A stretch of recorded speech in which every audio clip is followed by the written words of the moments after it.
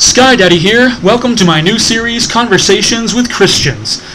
Let me start this series by explaining why the word Christians is in quotes in the title.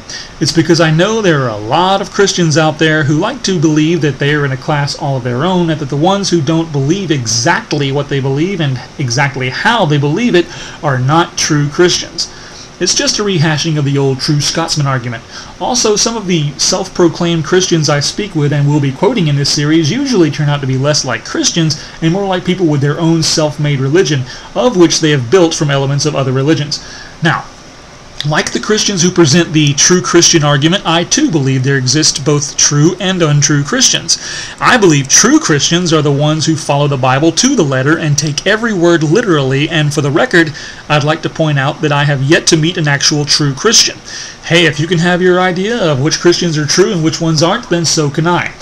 That being said, I felt like making this recent discussion I had at work into a YouTube video because of the point I discovered I had. I love it when I'm trying to make one point and stumble across one that is better.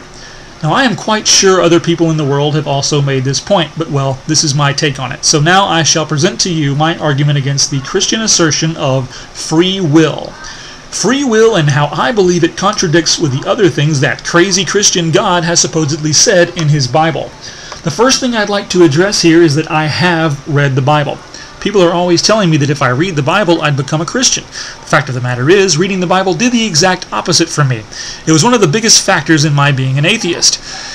That being said, I don't remember everything in it. I don't remember all the details, but that doesn't matter, because I'm sure they will be pointed out to me by someone watching this video. Well, apparently somewhere in the Bible it says that God is omniscient, meaning that he knows everything that is going to happen before it ever happens. This is what was told to me by the specific person I was arguing with last week. Then he said that everything that happens does so for a reason, his God's reason, and that it was all part of said God's plan. So I said, if God made me, did he lose his foresight at that moment? He said, what do you mean? I said, if God knows everything, he should have known before making me that I would become an atheist and not a servant to him. To that he said, but you have free will and God knows you might change one day. Then I said, so what if I don't? He said, then that's your free will too. Wow. Okay, by now you should be able to see the contradiction. Or maybe it's not a contradiction. Maybe I'm just not seeing it. Fair enough. But please explain to me how I'm not seeing it if you think I'm not.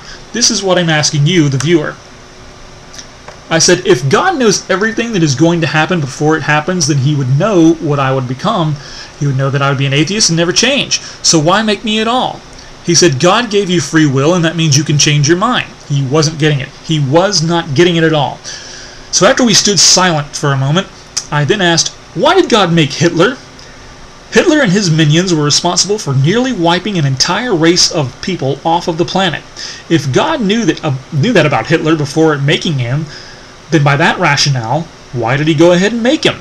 I went on to say that the extermination of the Jewish people was just as much God's fault as it was Hitler's, because God knew it was going to happen and did absolutely nothing to prevent it. It would be like if someone told me they were going to blow up a Walmart, and they showed me they in fact had the means to do so. And I didn't tell anyone, just kept it to myself. Then if they actually went through with it and blew up a Walmart, I would be just as responsible, just as guilty for the deaths that would come as a result of it, because I didn't do anything to prevent it. If God is real and he does in fact know everything that is going to happen beforehand, then he is in fact an evil bastard. This is why I say that if this God existed, almost all of his followers would be more moral than he. Yes, you are more moral than your God. His reply to my statement and to my chagrin was that God allowed Hitler to kill the Jews as an example to us for compassion. That's right. God used Hitler to kill and torture all those human lives just to give us a sense of compassion.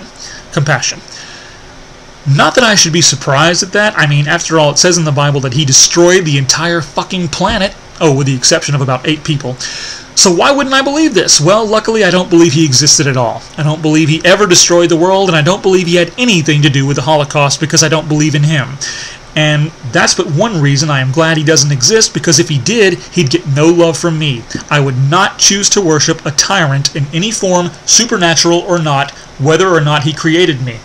So at any rate, As I continued to debate with him, my point started to come clear. If God knows everything that is going to happen before it happens, and if everything happens for a reason, his reason, then where does the free will part come in?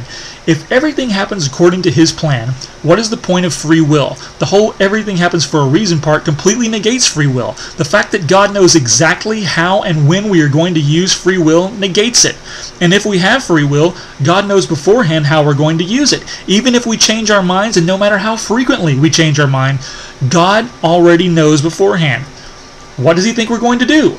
Are we going to somehow trick him and make a decision that he wasn't expecting? How? He's God. He's omniscient. Otherwise, if he knows some of us will never change, will never choose to serve him, and or do bad things, why make us in the first place? For God's sakes, Christians, make up your minds. Does your God give us free will, or does everything happen for a reason? You can't have it both ways.